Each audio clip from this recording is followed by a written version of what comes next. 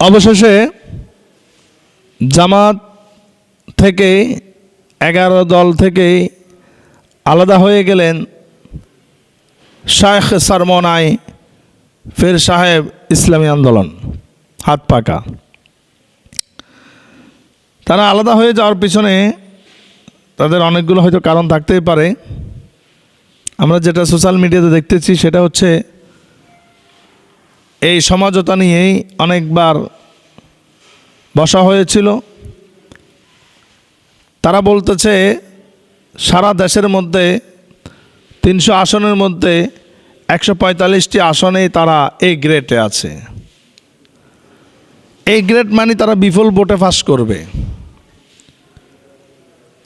এখন জামাত অথবা 11 দলীয় জোট তাদেরকে ওই পরিমাণ দিচ্ছে না, আরও কম আসন দিচ্ছে, যার কারণে তারা অবশেষে সিদ্ধান্ত নিয়েই তারা আলাদা হয়ে গেলেন। যদিও এটা তাদের একটা স্বভাবে আছে, এটা তাদের একটা পুরনো স্বভাব। যখন এই ইসলামিক দলগুলো একত্রিত হতে যায় শুরুতেই তারা আসে, পরবর্তীতে তারা একটা মানে এমনভাবে একটা সিচুয়েশন করে ফেলে তারা আলাদা হয়ে যায়। যাই হোক, আল্লাহ তাআলা যা করেন ভালোর জন্যই করেন। আমার জরিপে আমি বলতে চাই 300 আসনের মধ্যে যদি 145টি আসনে তারা এই গ্রেডে থাকে, অর্থাৎ বিপুলভাবে যদি তারা বিপুল ভোটে বিজয় হয়, পাশ করে, তাহলে জামাত এবং বিএনপি ফেল। আগামীতে ক্ষমতায় আসবে শায়েখ সরমনাই পীর সাহেব ইসলামী আন্দোলন হাত পাকা। 300টি আসনের মধ্যে 145টা আসন যদি চলে যায় আর আসন থাকে 155টি, তাহলে 155টি যদি আমরা সমানভাবে বন্টন করি,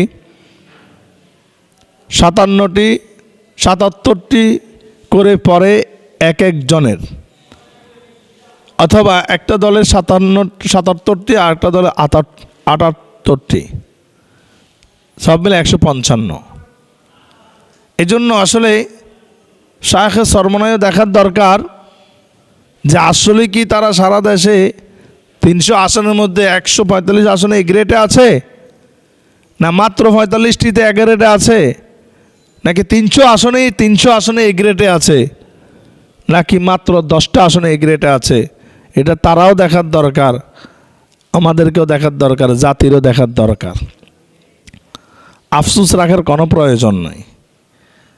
যদি এই নির্বাচনে আল্লাহ চাইতো তাদের গ্রেড হয়তো বাড়বে, না হয় কমবে,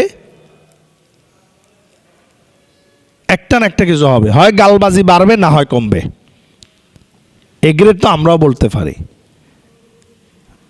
যাই হোক, বিশেষ করে আগামীর বাংলাদেশটা আমরা চাই, জনগণ চাই ইনসাফের বাংলাদেশ।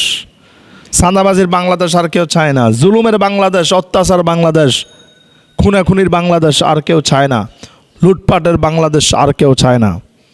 প্রত্যেকে চায় ইনসাফের বাংলাদেশ। ইনসাফের বাংলাদেশ প্রত্যেকে চায়।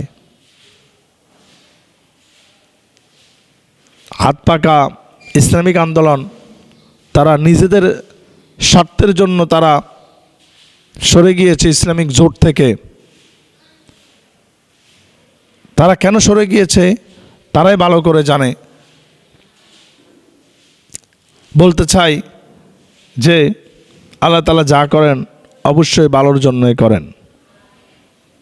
এই জন্য বাংলাদেশের আগামীর বাংলাদেশটা যেন ইনসাফের বাংলাদেশ হয়, আগামীর বাংলাদেশটা যেন ওলামায়ে কেরামদের বাংলাদেশ হয়, আগামীর বাংলাদেশটা যেন জ্ঞান গর্ব শিক্ষিত লোকদের যেন বাংলাদেশ হয়, আগামীর বাংলাদেশ যেন লুটপাটের বাংলাদেশ না হয়, সাদাবাজির বাংলাদেশ যেন না হয়, টেন্ডারবাজির বাংলাদেশ যেন না হয়, দর্শনকারীর বাংলাদেশ যেন না হয়, জিনাখোরের, চাঁদাখোরের, গাঞ্জাখোরের বাংলাদেশ যেন না হয়।